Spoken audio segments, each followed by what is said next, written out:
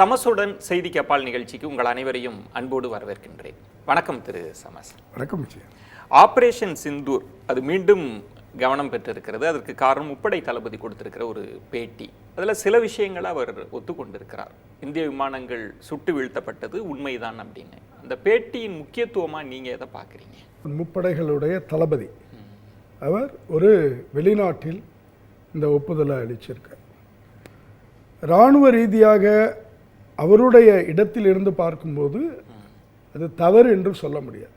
அவரை நோக்கி எழுப்பப்பட்ட ஒரு கேள்வி, அதற்கு அவர் பதில் சொல்கிறார். அந்த பதிலில் எது உண்மையோ அந்த உண்மையை அவர் பேசியிருக்கிறார். அந்த வகையில் அது வரவேற்க தகுந்த ஒரு விஷயம். அவர் ஒரு விஷயத்தை இன்னும் மேலும் உத்தரவாதப்படுத்தியிருக்கார் அப்படிதான் சொல்ல முடியும். என்ன அப்படின்னா, ஏர் மார்ஷல் AK பாரதி அவர் பேசும்போது சொன்னார், இதே கேள்வி அவரை நோக்கி எழுப்பப்பட்ட போது, நாம் விமானங்களை இழந்திருக்கிறோமா, பாகிஸ்தான் இராணுவம் நம்முடைய விமானங்களை வீழ்த்தி இருக்கிறதா அப்படின்னு சொல்லி செய்தியாளர்கள் கேள்வி எழுப்பினப்போ அவர் ரொம்ப சூசகமாக ஒரு வார்த்தை சொன்னார். நாம் போர் சூழலில் இருக்கணும், இழப்புகளும் அதில் தவிர்க்க முடியாத ஒரு பகுதி. இப்போ அது முக்கியம் இல்லை, நாம் என்னவா இப்போ அவங்களுக்கு பதில் சொல்லிகிட்டு இருக்கோம் அப்படிங்கிறது தான் முக்கியம்னு சொல்லி போனால் அது ரொம்ப ஒரு சரியான ராஜதந்திரமான பதில். அப்போ போர் சூழலில் நம்ம இருந்தோம், ஆனாலும் கூட ஒரு இராணுவ ஒழுங்கோடு நேர்மையாக அந்த கேள்விக்கு அன்றைக்கே இந்திய விமானப்படை பதிலளிச்சுது அப்படின்னு சொல்லலாம். என்னுடைய தொடர்ச்சியாக தான் திரு அனில் சௌகான் அவர்களுடைய இந்த பேட்டியை பார்க்க வேண்டியிருக்கு. அதே சமயம் ராஜதந்திர ரீதியாக அரசியல் ரீதியாக பார்க்கும்போது இது ஒரு சரியான சமிக்கை அல்ல. ஏன்னு சொன்னால், ஆபரேஷன் சிந்தூர் இதில் இதுவரைக்கும் அரசியல் தலைமை, நாட்டினுடைய அரசியல் தலைமை, அது ஒரு அதிகாரபூர்வமாக ஒரு நாடாளுமன்ற கூட்டம், அந்த மாதிரியான விஷயத்தில் நாம் பாகிஸ்தானுக்கு என்ன விதமான விளைவை உண்டாக்கினோம், நமக்கு இந்த போர் எந்த விலை கொடுக்க வேண்டியிருந்தது, நாம் என்ன இது வழியாக கற்றுட்ருக்கோம், நாம் என்ன அடுத்தவங்களுக்கு பாடம் கற்பிச்சிருக்கோம் அப்படின்னு சொல்லி பேசியிருக்கோம். அப்போ பாகிஸ்தானுக்கு என்ன இழப்பை உண்டாக்கியிருக்கோம், அது இந்த போருக்கு கொடுத்திருக்கக்கூடிய விலை என்ன என்பதையும் சொல்லிவிட்டு நாமும் சில சேதங்களை சந்தித்தோம் என்கிற இடத்துல அவர் அதை பேசியிருந்தால் ராஜதந்திர ரீதியாக அது சரியா இருந்திருக்கும்.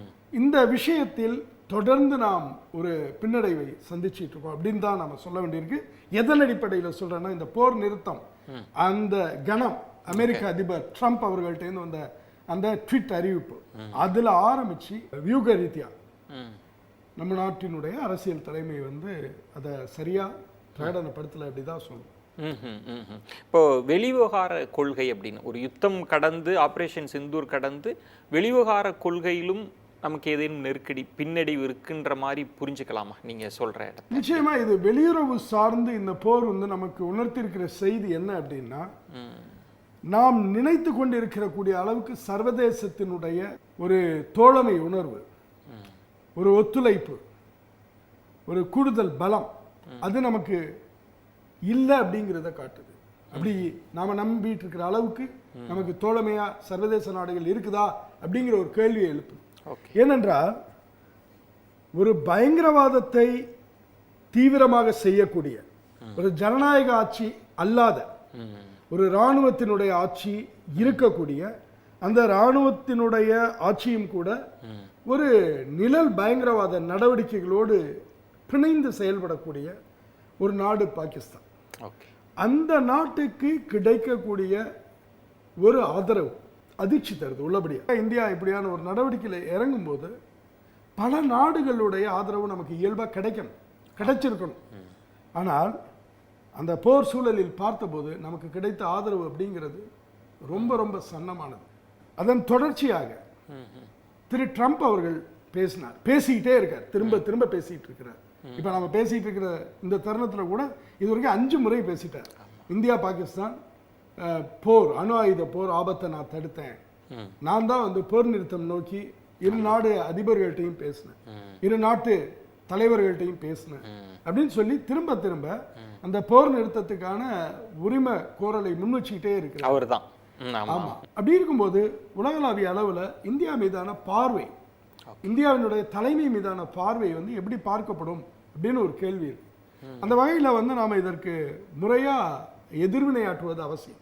ஆட்சி தலைமை வந்து பதில் சொல்ல வேண்டிய விஷயம், பிரதமர் நரேந்திர மோடி அவர்கள் பேச வேண்டிய ஒரு விஷயம் அப்படின்னு நினைக்கிறேன். நீங்கள் சொல்வது மாதிரி அதை பிரதான எதிர்க்கட்சிகள்லாம் அந்த கோரிக்கையை முன்வைக்கிறாங்க, பிரதமர் பேசணும், நாடாளுமன்ற கூட்டத்தொடரை கூட்டி பேசணும் அப்படின்னு. ஆனால் அதுலேயே இந்த ட்ரம்ப் விவகாரம் தொடர்பாக நீங்கள் சொன்ன மாதிரி 5 முறை அவர் திரும்ப திரும்ப சொல்கிறார், நீங்கள் போகிற நிறுத்தலைன்னா நான் வர்த்தகத்தை நிறுத்திடுவேன் அப்படின்னு 2 பேரை எச்சரித்தேன் அப்படின்னு. பிரதமர் அது பற்றி பேசலை. முப்படை தளபதியுமே ட்ரம்ப் குறித்த கேள்விக்கு பதில் சொல்ல மறுக்கிறார். ஏன்னா அவர் சொல்ல முடியாது, ஏன்னா அது அரசியல் ரீதியான கேள்வி அப்படின்னா. இது ஒரு சர்க்கிளாக பார்க்க முடியுமா? வெளிவகார விஷயத்தில் இந்த இன்னொரு நாட்டின் தலையீடு அதை சரியாக கையாளலைன்னு இன்னும் கூட நீங்கள் எப்படி அதை விளக்கி? ஆமாம், இது வந்து மிக சிக்கலான ஒரு விஷயம். அதாவது ஒரு போர் நிறுத்தம், 2 அணு ஆயுத சக்திகளுக்கு இடையிலான ஒரு போர் சூழல் உருவாகும் போது அது வந்து தடுத்து நிறுத்தப்படுவது உலக நாடுகளுடைய பொறுப்புலையும் சேர்ந்தது. இது வந்து வெறுமனே இந்தியா பாகிஸ்தானுடைய பிரச்சனை அப்படின்னு நம்ம சொல்லிட முடியாது. கிட்டத்தட்ட ஒரு 170 கோடி மக்களுடைய பிரச்சனை மட்டுமல்ல, அது ஆசியாவினுடைய பிரச்சனை. அப்போ உலக நாடுகள் எல்லாமே அதில் அக்கறையோடு தான் இதை பார்க்க வேண்டிய ஒரு சூழல் இருக்கும்.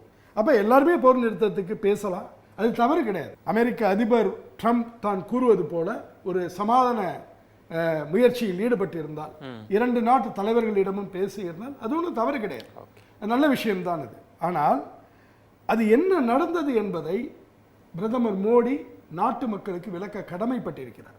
ஏனென்றால் இது இந்தியாவினுடைய இறையாண்மை சம்பந்தப்பட்ட விஷயம், அது கேள்விக்குரியாது. ஏன்னா சண்டை நிறுத்தத்தை அறிவிக்கக்கூடியது 3ஆம் தரப்பார்கள்.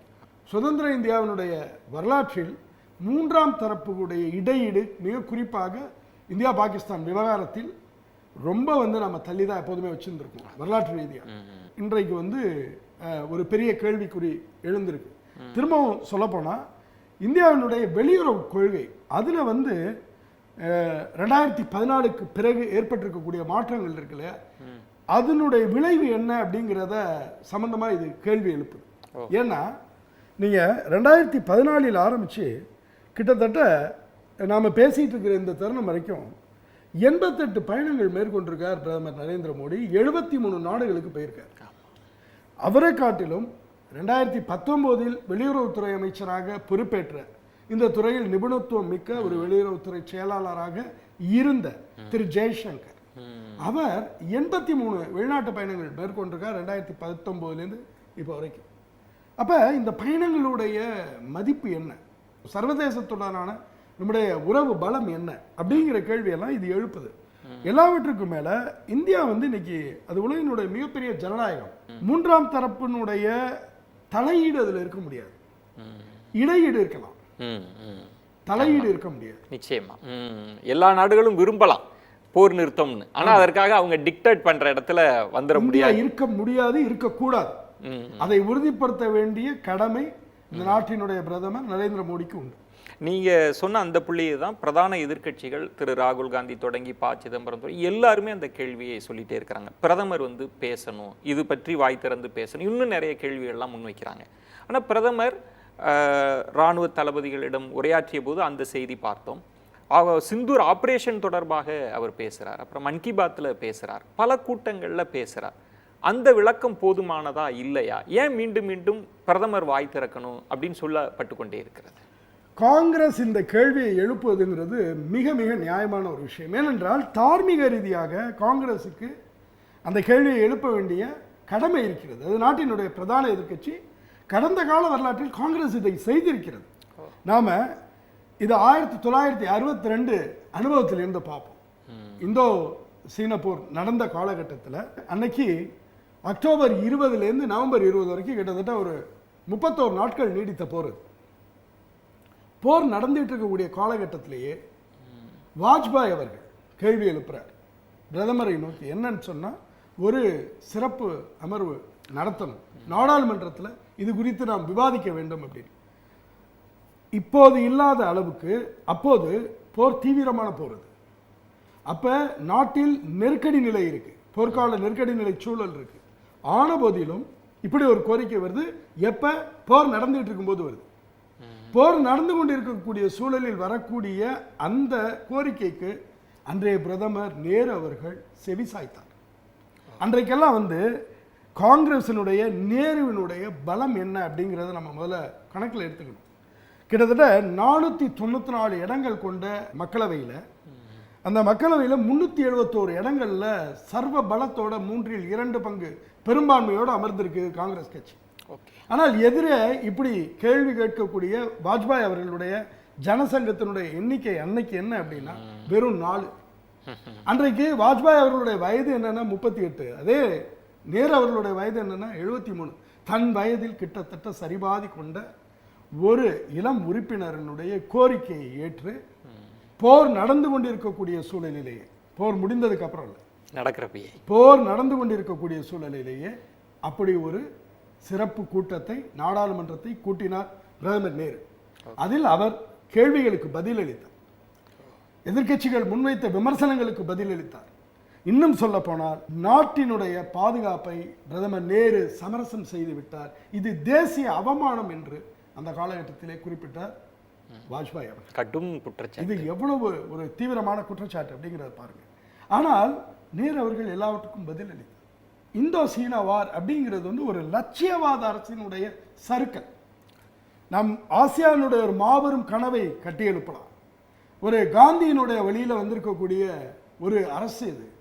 இது உலகளாவிய அளவில் ஒரு ஜனநாயகத்தை முன்னிறுத்தக்கூடிய, ஒரு நட்புறவை முன்னிறுத்தக்கூடிய ஒரு அரசாங்கமாக இது திகழ்வதற்கு ஆசியாவிலிருந்து ஒரு உதாரணத்தை நாம் உண்டாக்குவோம் என்ற நம்பிக்கையில் நேரு அன்றைக்கு இருந்தார். அவர் சொன்னார், இந்த போரில் பெரும் சறுக்கலை சந்தித்த போது நேரு அவர்கள் சொன்னார், நாம் ஒரு கற்பனையான உலகத்தில் இருக்கிறோம், அப்படி இருந்துட்டோம் அப்படின்னு சொல்லி அந்த தோல்வியை, அந்த சறுக்கலை, தன்னுடைய அந்த சறுக்கலுக்கு முகம் கொடுத்து அவர் பேசுகிறார். எதற்காக இது எல்லாம் நடக்குது அப்படின்னு சொன்னா, நாட்டு மக்களுக்கு இது சொல்லப்படுவது அவசியம். என்னெல்லாம் நடக்குதுங்கிறது சொல்லப்படுறதுங்கிறது அவசியம். இன்றைக்கு திரும்பி பார்க்கும்போது அந்த 1962 நிகழ்ந்த இந்திய சீன போர் என்பது சீனாவுக்கு கொடுத்த பலன்களை விட இந்தியாவுக்கு பெரிய பலன்களை கொடுத்திருக்கிறது அப்படின்னு சொல்லலாம். இதை நான் சொல்லவில்லை, பல நாடுகளுடைய மிக முக்கியமான ராஜதந்திரிகள், இராணுவ வல்லுநர்கள் சொல்லியிருக்காங்க. ஏனென்றால் அப்போதுதான் நம்முடைய இராணுவத்தை எப்படி நவீனப்படுத்துவது, இந்திய இராணுவத்தினுடைய வியூகங்களை எப்படி கூர்மைப்படுத்துவது என்கிற யோசனையை நோக்கி இந்தியா முன்னகர்கிறது. அதே போல 1950 குடியரசான இந்த நாட்டில் ஏராளமான பிரிவினை குரல்கள், ஏராளமான கொந்தளிப்புகள், சுயாட்சிக்கான குரல்கள் இவையெல்லாம் இருந்த காலகட்டம் அது. ஆனால் இந்த போர் தேசிய அளவில் ஒரு ஒற்றுமையை உண்டாக்குகிறது, ஒரு ஒருமைப்பாட்டை உண்டாக்குகிறது. அப்ப ஒரு போர் என்பது வெவ்வேறு விதத்தில் வந்து பாடங்களையும் விளைவுகளையும் உண்டாக்கக்கூடியது. 1962 போர் இந்த தேசத்தின் மீதான ஒவ்வொரு குடிநபருக்குமான கண்காணிப்புக்கான அறைகூவலாக அமைந்தது. அதை நேருவால் அப்படிப்பட்ட ஒரு தலைவரால் செய்ய முடிந்தது. அதுதான் மிக முக்கியம். அவர் தோல்விக்கு முகம் கொடுத்தார். நான் இன்னைக்கு சொல்றது, இந்திய இராணுவம் வென்று இருக்கிறது நீங்க, ஆனா அதுல ஒரு சில சறுக்கல்கள் இருக்கின்றன என்பதை நம்முடைய இராணுவத்தினர், இராணுவ படை தளபதிகளுடைய பேட்டிகள் வெளிப்படுத்துகின்றன. அது ஒன்றும் பிரச்சனை இல்லை. ஒரு போர் என்பது எல்லா தரப்புகளிலும் இழப்பை உண்டாக்கக்கூடியதுதான்.